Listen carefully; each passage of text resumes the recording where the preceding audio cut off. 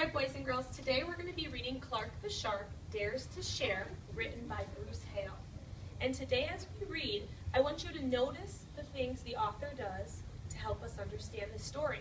I want you to notice the author's conventions and the way they set up the book. Now we've read another Clark the Shark, so some of the things the author does may be similar. So we're going to start with the cover. What do you notice about the cover, Pasha?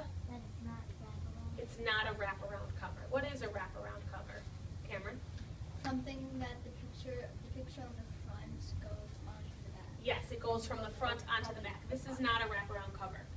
What do we notice about the title of Clark the Shark? Emily? It's that the A looks like a shark tooth. Yeah. When we read the other part, the shark had that. Yeah, the A looks like a shark fin or maybe a shark tooth. Why would the author do that? Vinny? This is sharks and they have shark teeth. They're sharks and they have sharp teeth and they want it to look like that because they only did it in one of the A's. What else do you notice about this? Anything else you notice, Akina? It's big and bold words. What's big and bold? It's like you have to make like the anyone like the who's reading the book has to make it really loud. Okay, so the titles of our stories we notice are always bigger on the cover. Well, let's start reading. Clark the Shark Dares to Share. To Charlie and Oliver. For Louis, Alyssa, Jack, and Poppy. What do you notice, Grace? It's called a dedication. A dedication. The author has a dedication. Most authors put a dedication in their book, absolutely. Clark the Shark loved school. He loved his teacher and he loved learning. But sometimes Clark got a little mixed up. One marvelous morning, Mrs. Inky Dink told Clark's class, "Time for show and share." What do you notice about the words on the first page, those who are in the front? Chevalier? The showing and share. The big and bold and show and share over here. Excellent. Cameron? The first C.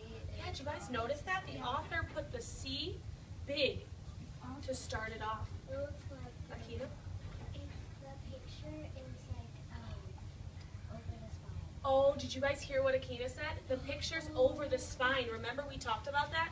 When a picture goes over the spine of a book and it's on both sides. Not all authors and illustrators do that. Benny Blowfish went first. He played a song so sweet and sassy that Clark couldn't help but dance his funky shark dance with a hip and a hop and a siddly widdly wop. So only those in the front can probably see what the author did with those words at the bottom. Oh, Those are who are close. Vinny?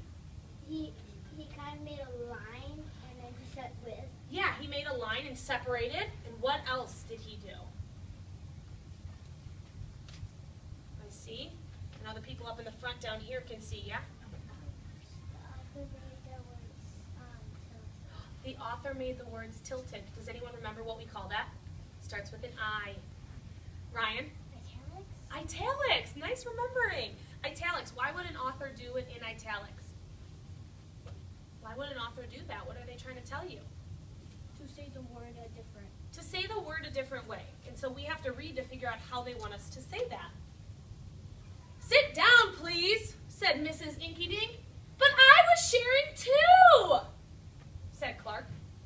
"Sharing is caring," said Mrs. Inky Dink, "and everyone must learn to wait their turn."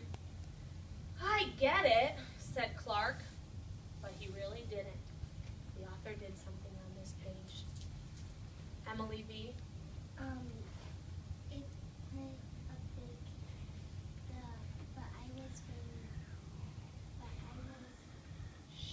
sharing too. Yeah, and they put it in what?